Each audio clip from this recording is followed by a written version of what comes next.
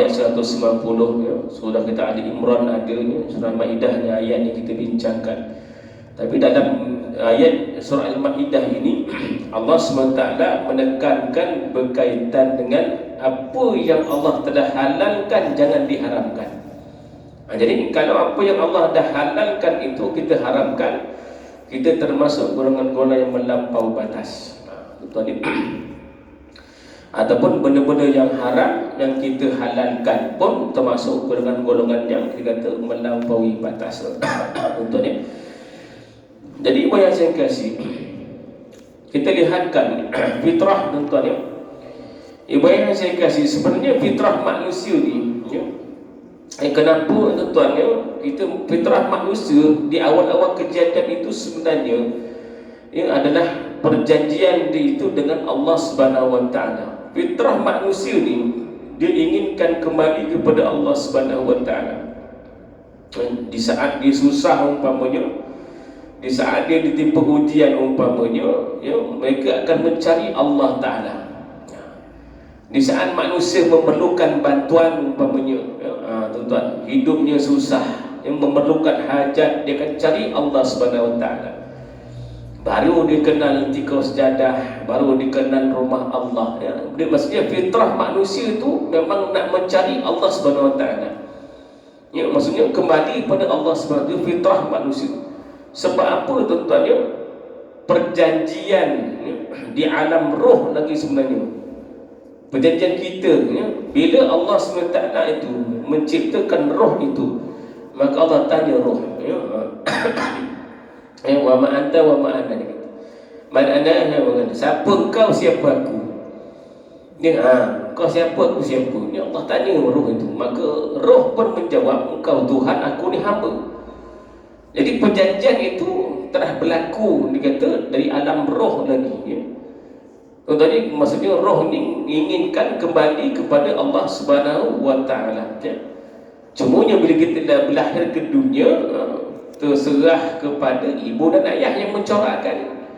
Kalau dilahir orang-orang Islam ya, alhamdulillah, secara berarti kita masuk Islam.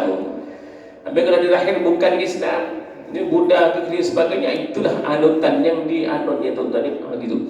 Tapi nak cerita ni perjanjian itu ya, fitrah manusia itu memang untuk kembali kepada Allah SWT tu. Memang Allah rakam ke dalam roh lagi.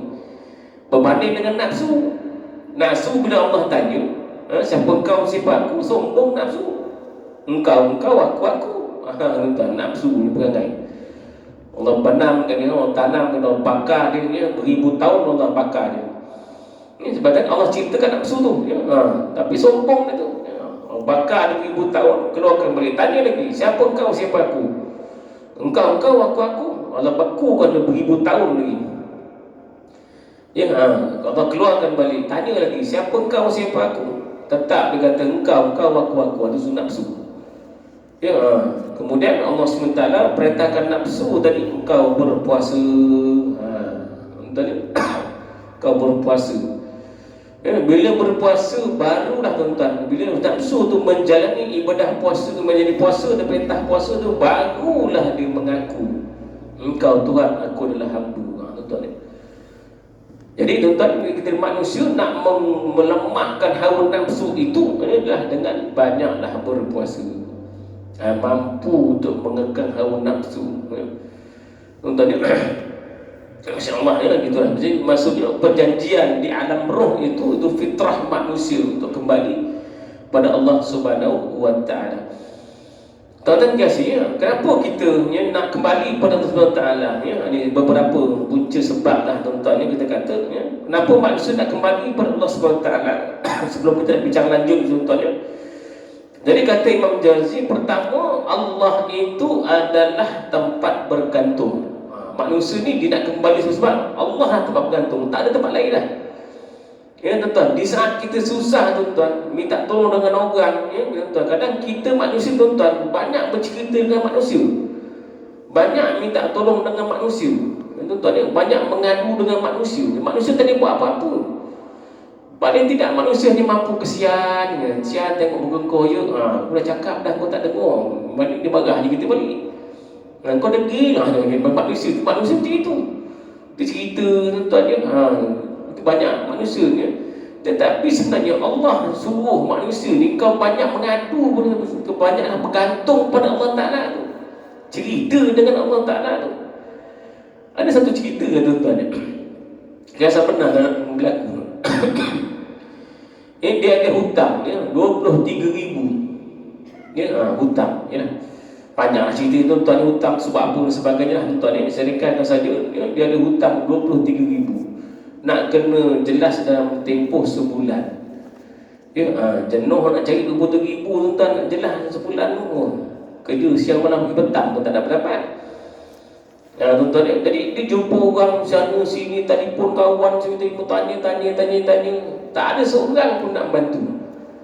Yelah, orang ni pun ada masalah juga tuan-tuan ya. Sangat 2-300 boleh tahan lagi ni. 23,000 siapa nak bagi? Puas tuan-tuan ya. Tinggal 2 hari lagi tuan-tuan. Setelah puas mengadu dengan manusia, jumpa tanya kawan telefon boleh bantu tak? Berapa hari tu, setiap tempoh 28 hari tu tuan-tuan, mengadu manusia, cari manusia je. Sampai satu masa tuan-tuan, ni jumpa orang yang kita kata alim jugalah, dia kata ya, mengadulah dengan Allah. Dia kata mengadulah dengan Allah Ta'ala. Tapi syarat pertama dia kata, bila kau sembahyang tahajud dulu ya, sembahyang pertama nak sebut apa? Ya Allah, aku bersyukur dengan apa yang kau bagi. Gitu. Dia kata, jangan sebut masalah dulu, cakap sebut tu dulu. Ya Allah, aku bersyukur dengan apa yang kau bagi aku. Masa ujian Allah bagi. Kau sebut tu dulu, dia kata. Sungguh-sungguh dia kata. Jadi malam 2 hari lagi tuan-tuan, jadi malam dalam tu dia bermunajat, bersyukur ya Allah, bersyukur ya Allah dengan apa yang kau bagi, dengan ujian yang bersyukur. 2 hari dia buat tuan-tuan, Masya Allah. Hari last tuan-tuan, Allah ilhamkannya seorang hamba Allah Ta'ala tu jumpa dia. Jumpa, tak kenal pun. Dia pun tak kenal, dia pun tak kenal. Tapi dia jumpa, bual, cerita. Tak apa, saya hutang ni saya bayarkan. Selesai tuan-tuan. 2 hari je menghadap Allah Ta'ala, selesai. Dia kata jangan cerita saya siapa, saya bantu saja. Awak pun tak kenal, saya pun tak kenal awak. Sama-sama kita tak kenal, tak apa. Tapi saya selesaikan hutang. So pagi saya hutang, alhamdulillah tuan-tuan. So pagi waktu dijanjikan selesai hutang. Allah datangkan orang tuan-tuan. Nampak tuan-tuan, 28 hari cerita dengan orang aja, tak selesai pun. Begitu begini, buat tambah seraput je, begitu begini. Tapi bila 2 hari kita mengadu dengan Allah Ta'ala, bergantung dengan Allah Ta'ala, rupanya Allah selesaikan dengan syarat sungguh-sungguh. Tadi dia kata, tuan-tuan, Masya Allah ya, kisah berlaku. Maksudnya kalau Allah hendak tuan-tuan, Masya Allah, apa-apa semua boleh berlaku. Sebab tu kita nak kebergantungan kita jangan banyak pada manusia, bergantunglah pada Allah. Serahlah pada Allah Ta'ala. Sesusah mana, sepayah mana pun, seberat mana pun masalah kita, sebab Allah lah yang mendatangkan masalah dan Allah jugalah yang menyelesaikan masalah itu. Itu keyakinan tuan ya. Jadi pertama tadi, kenapa manusia nak kembali pada Allah itu, sebab itulah tempat kita bergantung. Ini tak ada lain yang kita bergantung tuan ya. Keduanya adalah dikata sebagai sumber ketenangan, sumber tenang. Allah Ta'ala ni sumber ketenangan tuan-tuan ya. Kita kalau duduk rumah Allah ni tuan-tuan, duduk masjid ke surau, kalau tak tenang, tak tangguhlah tuan-tuan ya. Tempat mana lagi tuan-tuan paling tenang? Dekat rumah pun lagi seraput tuan-tuan ya. Dekat mana? Pusat hiburan orang lagi lah. Kat mana? Tepi pantai, tak tenang juga tuan-tuan ni. Rumah Allah lah sebenarnya yang paling tenang. Sebab apa tuan-tuan? Dan hadis pun banyak Nabi sebut dia. Ya, dekatkan pun dengan rumah Allah Ta'ala, sebabnya adalah sumber ketenangan pada kamu. Tuan-tuan ya. Jadi mudah-mudahan apa yang saya kasih ya, kita datang rumah Allah ni banyak menyebut nama Allah itu adalah merupakan sumber ketenangan. Ya tuan-tuan ya. Tuan-tuan kan pergi haji, pergi umrah tuan-tuan ya. Kenapa kita duduk sana tu kita boleh mendapat ketenangan? Tak ada fikir kita nak bekerja tuan-tuan ya, pergi ibadah je. Pukul berapa nak pergi masjid, pergi balik masjid, gitu. Tak ada kita fikir urusan tinggal semua. Tenang, ibadah je tuan-tuan. Berapa hari kita kat Mekah ni. Tuan-tuan ya, maksudnya kita tempat itulah tempat kita beribadah, tuan-tuan ya. Hari ini dia mendatangkan ketenangan. Sama dah macam kita duduk kat masjid, tuan-tuan, surau ke tempat ibadah sepatutnya memberikan ketenangan. Kalau tak tenang, tuan-tuan, bukan ada masalah lah kan, tuan-tuan ya. Pergi masjid dia berkerut je muka, tuan-tuan ya, ketenangan tidak dapat, tuan, masya-Allah ya. Jadi kita kembali pada Allah, tuan-tuan ya. Jadi kan kita pergi Makkah itu kan kita kembali pada Allah Ta'ala, pergi jumpa makam Rasulullah, pergi Kaabah kan untuk kita mencari tempat sumber ketenangan itu. Dengan kita kata banyak ibadah pada Allah Ta'ala. Ya, tuan-tuan ya. Dia kata ketenangan lah yang kita akan dapat. Sebab tu manusia ya, dengan hiruk pikuk dunia, dengan masalah yang bermacam-macam, ya, kembalilah dia kepada Allah Ta'ala. Ya, ketiganya adalah matlamat akhir kehidupan. Ya, nak ke tak nak, mau tak mau, kita hidup kita ni akan kembali pada Allah juga. Ya, irji'i ila rabbiki radiyatan mardiyah. Maksudnya kita akan kembali pada Rabb, pada Tuhan, pada Allah Ta'ala juga. Dengan keadaan Allah tu redha, kita redha, Allah Ta'ala pun redha pada kita, dua-dua meredai. Jadi tuan-tuan ni, itu yang hakikat yang kita tak boleh tolak, tuan-tuan ni. Manusia nak kembali pada Allah SWT. Yang keempat ni adalah kenapa kita kembali kepada Allah Ta'ala adalah ya, manusia ni memerlukan Allah Ta'ala. Hidup kita ni memerlukan Allah Ta'ala. Ya, kita tak ada bergantung pada yang lain lah, tuan-tuan ya. Kita memerlukan Allah SWT. Allah Ta'ala tak perlukan kita pun. Kalau kita tak ada masa nak ibadah Allah Ta'ala, Allah tak heran pun dengan kita. Kalau kita tak ada masa untuk sembahyang, nak puasa, nak apa, Allah tak heran pun. Allah ganti dengan kaum lain saja. Ya, Allah biarkan saja kita, ya, kita lalai dalam dunia kita. Tuan-tuan ya, tapi kita yang memerlukan Allah Ta'ala dalam apa juga keadaan. Ya, tuan-tuan ya, itu beberapa sebab, 4 sebab lah. Kata Imam Jauzi ya, menunjukkan kenapa ya, manusia ni dia ingin kepada Allah Ta'ala, nak kepada Allah Ta'ala. Ya, tuan-tuan ya. Jadi bahasa kasih, maka kita lihatlah ya, apa tajuk kita ni. Manusia-manusia inginkan kepada Allah Ta'ala, tetapi disertai dengan melampau batas ya, tuan-tuan ya. Tuan-tuan kasih, orang-orang yang melampau batas dalam bahasa Arab itu dia panggil al-ghulu. Orang yang melampau batas, ghulu ya. Contohlah dia kata akan ada manusia yang berlebih-lebihan dalam ibadah yang telah ditetapkan dalam Al-Quran dan Sunnah. Dia katakan ada wujud, contoh dia kata manusia yang beribadah berlebih-lebihan dalam ibadahnya. Ya, tuan-tuan ya, ibadah lebih boleh tak? Boleh, asalkan bertepatan dengan syariat, bertepatan dengan hadis, tak ada masalah, boleh. Tapi kadang berlebihan yang tidak bertepatan dengan Quran hadis. Betul kita rajin ibadah, rajin semayang, tuan-tuan ya, rajin punya pasal subuh nak buat 4 rakaat, itu melampau lah maksudnya. Tetap tak boleh. Ya, kita rajin beribadah, tak apalah, aku rajin isyak dan aku buat 5 rakaat, tak boleh juga. Jadi melampau dalam ya, kita beribadah tadi tu ya, tidak mengikut apa yang telah ditetapkan ya. Contoh kedua dia kata akan ada juga manusia yang berlebih-lebihan dalam memuji sehingga menyanjung ya, yang berlebihan dan mendewa-dewakan. Ini kedua contoh dia kata. Akan ada manusia yang berlebih-lebihan dalam memuji seseorang, tokoh tertentu ke, pemimpin tertentu ke, puji berlebih-lebihan. Sehingga kan kalau ada kesilapan pun tak berani nak dibetulkan, takut ya, tuan-tuan ya. Sanjung, puji, sehingga kan akhirnya mendewa-dewakan. Ini berlaku pada agama Kristian, tuan-tuan ya.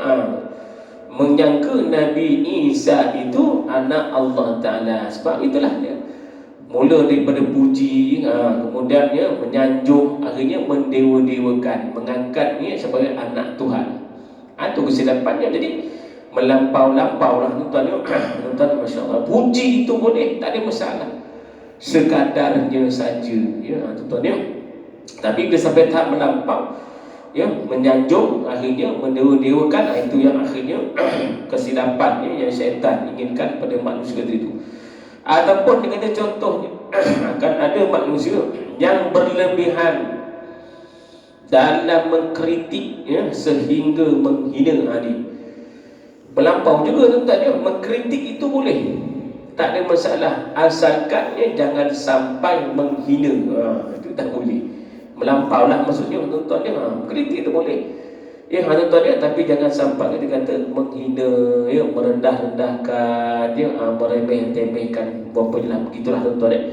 Ini antara beberapa contoh lah ya, yang dibawakan, kita kata perbuatan-perbuatan melampau batas ya, betul. Kita nak kembali bersama Ta'ala dalam keadaan kita cari Allah Ta'ala, tapi kita sertakan dengan perbuatan yang melampau. Ini tak betulnya. Itu orang-orang yang kita tadi terkena bisikan-bisikan iblis ya, nak cari Allah Ta'ala tapi ada ya, ibadah yang melampau. Nak cari Allah Ta'ala tapi sudut agamanya melampau pula. Cari Allah Ta'ala tapi percakapannya melampau-lampau pula gitu. Tuan-tuan ya, disebutkan nanti dah ada orang-orang yang tuan-tuan ya. Jadi ibu yang saya kasih, maka dia kata ya, sifat-sifat yang ekstrim ni ya, tuan-tuan ya, yang berlebih-lebihan ya, membincangkan perkara yang remeh-temeh dia kata, serta bersikap keras ya, dengan perkara-perkara yang buruk, akhirnya dia kata merosakkan masyarakat. Dia kata ya, tuan-tuan ya, sifat yang berlebihan membincangkan perkara yang remeh-temeh, tuan-tuan ya, ataupun dia kata tadi ya, perkara yang furuk-furuk itu ya, yang cabang-cabang itu. Tuan-tuan ya, manusia dia boleh berbeza pendapat, tak ada masalah tuan-tuan ya. Tuan-tuan nak beza pendapat dengan saya, tak ada masalah, boleh ya, tetapi jangan kita ya, mengatakan pendapat kita yang paling betul, orang lain semua salah. Kritik kau ni tak betul, kau ngaji tak habis, kau ngaji tak pandai. Jangan kritik-kritik. Boleh berbeza pendapat. Malahan kita empat mazhab utama kita pun, mereka pun berbeza daripada sudut furuknya, cabang-cabangnya mereka berbeza.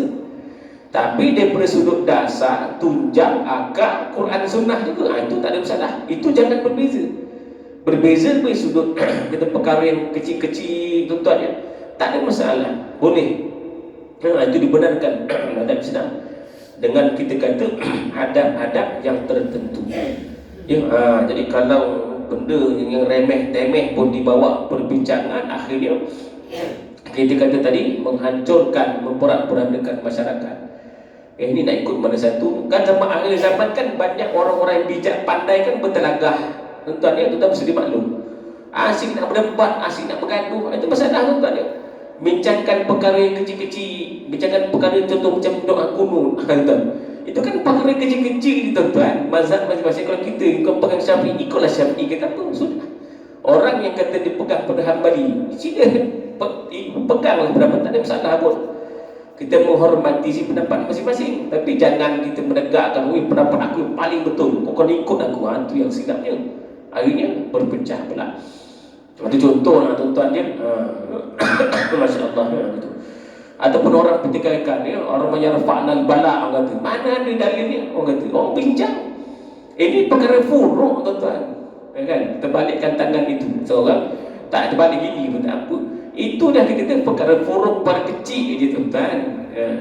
Memang tidak ada dalil, tapi mengambil kita kata salafun soleh, para ulama-ulama kita terdahulu mengisyaratkan kita menolak balak itu saja. Tuan-tuan tak nak terbalik pun tak apa, tak ada masalah. Jadi jangan kadang-kadang itu aja. Kadang orang panjang-panjang, kau mana ada dalil tak betul ni, sesat. Sudah tuan-tuan, dia pecah belahkan tuan-tuan. Itu contoh lah tuan-tuan ni. Nak ikut, tak ikut tak apa, tak ada masalah. Tuan-tuan ni, itu contoh lah kita perkara yang furuk-furuk kecil-kecil je pun. Tuan-tuan ni, nak baca Qur'an binas sebelum solat, nak baca, tak baca pun tak apa, tak ada masalah. Tapi orang kadang suka panjang-panjangkan, bincangkan, debatkan, Allah gaduhkan macam-macam. Tuan-tuan ni, siapa beramal dapatlah pahala lebih, kau tak baca tak dapatlah pahala, itu saja.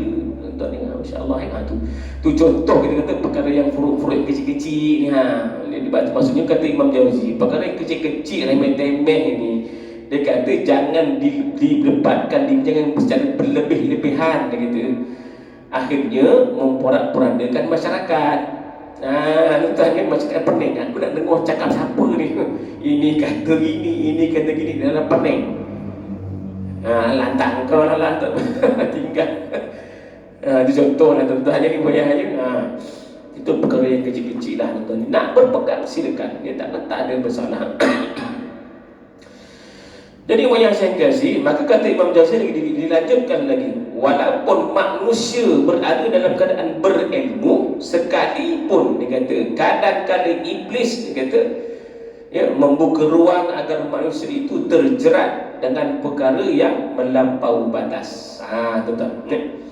Jadi kata Imam Jauzi tadi, walaupun orang tu, manusia tu dia ada ilmu, belajar, mengaji, tetapi dia kata iblis kadang-kadang dia akan membuka ruang juga ataupun menjerat manusia tu untuk melakukan perbuatan yang melampau batas. Apa sebab dia tuan-tuan? Banyak saya kasih. Apa sebab ni? Ikutkan orang yang dah ada ilmu, kan dah ada ilmu, dah belajar, sepatutnya dia takkan melakukan perbuatan yang melampau itu, yang tak bertepatan dengan Al-Quran dan Sunnah itu. Tapi kenapa dia buat? Kenapa dia langgar? Jawapannya apa tuan-tuannya? Ada ilmu tetapi ilmu yang tidak bermanfaat. Seperti iblis lah tuan-tuan, yang sebelum kita dah bincangkan dulu tuan-tuan, iblis ilmunya banyak. Tuan-tuan, dah 80,000 tahun ilmunya. Mana dengan Adam itu? Kenapa Allah murka dia? Ikutkan yang Allah tak murka sebab ilmunya banyak. Tapi kesilapannya apa? Ilmunya tidak membuatkan dia tunduk kepada Allah Ta'ala. Artinya apa? Ilmunya tidak bermanfaat langsung. Ilmunya tak menyebabkan dia itu takut pada Allah Ta'ala. Sama lah dengan manusia. Kalau manusia itu ilmu tidak ada manfaatnya, maka tidak menyebabkan dirinya takut pada Allah Ta'ala. Akhirnya membuka ruang-ruang setan, iblis, menjebak, menjerat dia tadi untuk melakukan perbuatan-perbuatan yang melampau. Tuan-tuan, Masya Allah. Jadi tuan-tuan, bila Allah beri teguran, Allah bukan benci. Contoh tuan-tuan, fawailul lil musallin, celaka orang yang sembahyang. Kenapa Allah marah?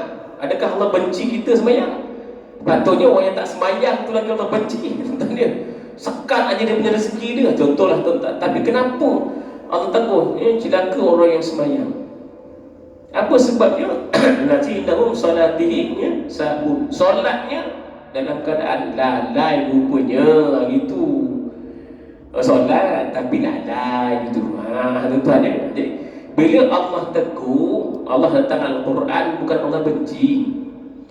Allah ni beri peringatan, Allah sayang pada kita, suruh betulkan. Macam kita lah jadi mak ayah, kan kita marah anak kita, sebat ke, rotan ke, tegur ke, bukan benci, sayang. Itulah dengan Allah Ta'ala juga. Allah tegur, oh kenapa solat Allah marah? Oh rupanya solat kita lalai. Tuan-tuan, jadi Allah minta kita betulkan solat tu. Begitulah tuan-tuan ni. Jadi yang kasih, jadi orang yang ada ilmu, biarlah ilmu kita itu ada manfaatnya. Ilmu kita tu menyebabkan kita takut kepada Allah Ta'ala. Ilmu kita sebab kita tunduk kepada Allah Ta'ala. Jangan banyak ilmu tetapi Masya Allah menentang Allah Ta'ala, itu lagi ditegur lah tuan-tuan. Jadi ini banyak yang saya kasih. Maka kata Imam Jauzi, dia menyambung lagi perbicaraan kita pada kali ini. Jadi banyak yang saya kasih. Maka kata Imam Jauzi, ada beberapa sifat yang melampau batas yang dibenci Allah Subhanahu wa Ta'ala. Sifat melampau batas yang Allah benci. Ini peringatan lah tuan-tuan yang kasih. Mungkin tak sempat kita bincang semua pada malam ni. Apa di antaranya tuan-tuan? Maka kata Imam Jauzi, dia kata dalam kehidupan ni ada batas yang perlu dijaga, dan apabila dia melampaui perkara itu menyebabkan Allah benci. Hidup kita tidak ada batasan. Tuan-tuan, nak makan kita pun ada batas. Berapa banyak sangat kita boleh makan tuan-tuan ni. Jangan mujur lalu melintang sampuk itu berasah semua. Oh nanti kita perut kembung lah, sakit lah. Macam itulah tuan-tuan. Jadi ada batasan. Itu soal makan. Ya tuan-tuan ya. Kita bekerja pun ada batasan. Yang ini kita siang malam kita terlanjak semua itu. Hari badan kita terus pengsan semua tak larat. Tuan-tuan, kita melanggar batasan. Ya, sebab tu kita kerja mungkin 8 jam ke 7 jam, lepas tu kita rehat, perlukan rehat pada kita. Cukup lah. Contohlah sama begitu. Jadi kalau manusia dilanggar, boleh dilanggar, tapi dia tangguhlah akibatnya. Nah, tuan-tuan, sama juga dia kata kehidupan manusia pun ada batasan ya. Jadi dalam beragama pun ada batasan ya. Tuan-tuan kasih. Maka antara dikata Imam Jazi adalah ya, orang-orang yang melampau batas khususnya dalam beribadah tadi itu. Ya, dalam beribadah ya. Melampau batas dalam beribadah. Ini nanti kita akan uraikan lah, macam kita sempat dengan urai pada malam ni ya, akan datang kita boleh uraikan. Ya, melampaui batas dalam beribadah itu ya. Sehingga dia kata tadi ya, ibadahnya tadi menyusahkan dirinya. Menyusahkan dirinya ya. Ibadah tuan-tuan ya, ikut perintah Allah Ta'ala buat, tapi akhirnya ibadah itu menyusahkan dirinya, terpaksa buat, hilangnya keikhlasan pula. Tak kena lah tuan-tuan ibadah-ibadah yang macam itu. Ibadah ni memang kita pada permulaan memang kita kena paksa ya. Tuan-tuan, ibadah permulaan memang kena paksa ya. Lambat laun nanti dia akan datanglah sikit-sikit ni, keikhlasan dia akan datang. Memang kena paksa. Kalau tidak dipaksa ibadah itu ya, so bila pun kita rasa kita takkan buat. Tuan-tuan, tetapi ya, kita balik perbincangan kita tadi, jangan kita terlalu melampau batas dalam beribadah, akhirnya ya menyebabkan menyusahkan diri kita tu. Dan kita akan urailah tuan-tuan perkara tu ya, yang lebih panjang lagi ya. Kemudian yang keduanya, golongan-golongan manusia yang melampau batas dalam kemaksiatan. Tuan, maksiat dah kita kena satu hal lah. Orang yang bermaksiat tapi melampau batas dalam bermaksiat. Ada satu kes tuan-tuan ni, orang kita lah ya, mabuk, dia mabuk seorang ni. Seorang, lepas tu dia ajak orang lain. Tuan, ya, kalau setakat dia mabuk dia seorang, dia tak usah orang, tak apa. Melibatkan orang lain pula ya. Dia bahkan keluarga lain pula begitu. Sampai melampau-lampaunya, akhirnya tuan-tuan bagi minum ya, kucing, bagi mabuk juga binatang-binatang. Tuan-tuan, buat maksiat satu hal, tapi dia melampau-lampau lagi dalam maksiat tu. Banyaklah tuan-tuan, kalau kita nak contoh tu macam-macam lagi ya. Manusia yang bermaksiat tapi dia melampau-lampau dalam maksiat tu.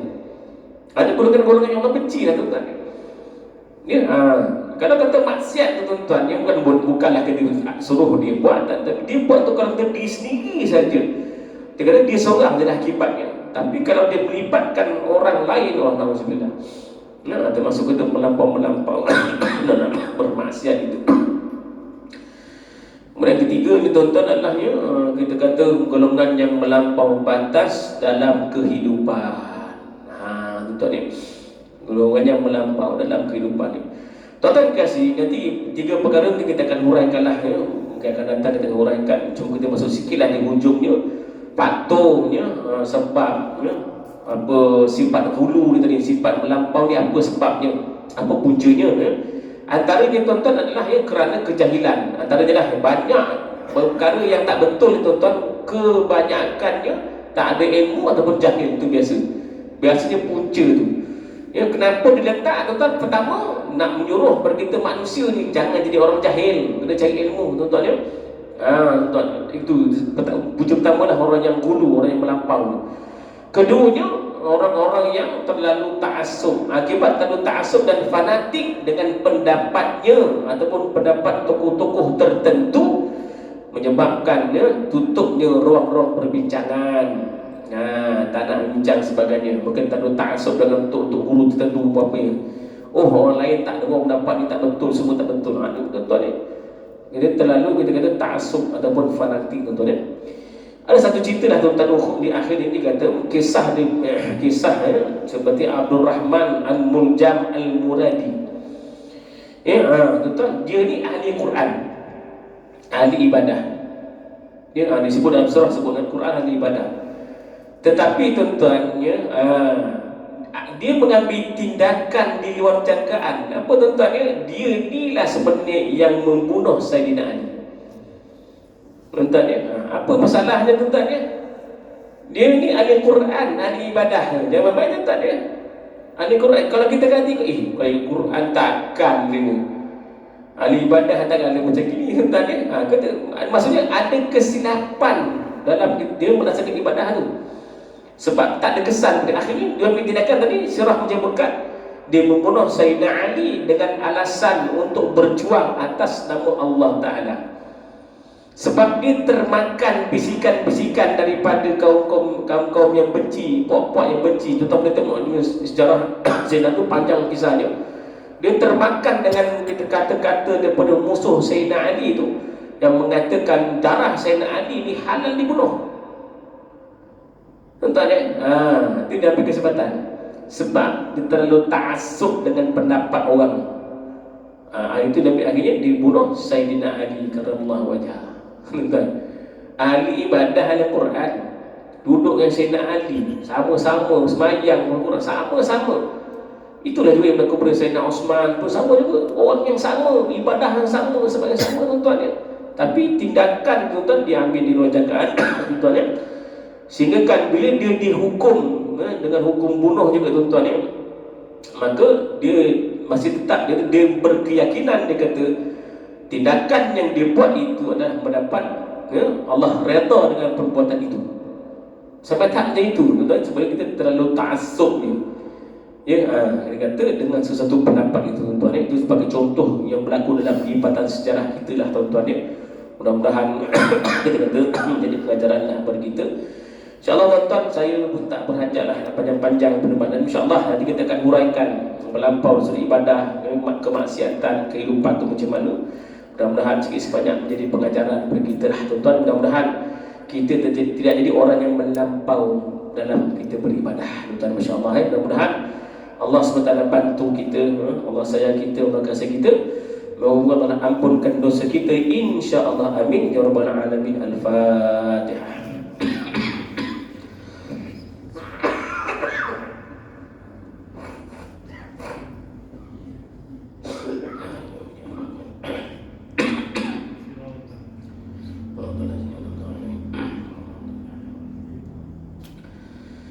أعوذ بالله من الشيطان الرجيم بسم الله الرحمن الرحيم الحمد لله رب العالمين الحميد لله الشاكر في مدينة يا ربنا الحمد كما ينبغي جلال معظم سلطان الله وجل جمع الحزان جمع الحكومة وتفرقنا من بعد تفرقا معصوما ولا تجدنا فينا ولا معنا ولا من يتبعنا الشرك ولا مدود ولا محروما ربنا عليك توكلنا وإليك نبدا وإليك المصير لا حول ولا قوة إلا بالله العلي العظيم ربنا آتنا في الدنيا حسنة وفي الآخرة حسنة وقنا عذاب النار وقنا عذاب النار وقنا عذاب النار سبحانك ربنا بعزة عما يصفون وسلام على المرسلين والحمد لله رب العالمين. Tanggung tasbih kafaran surat al-asr alhamdulillah asyhadu an la ilaha illa anta astaghfiruka wa atubu ilaik. Bismillahirrahmanirrahim. Al-'asr insana fi khusr illa alladhina amanu salihat wa tawassaw bil haqq wa tawassaw bis sabr. Assalamu alaikum warahmatullahi wabarakatuh. Allahumma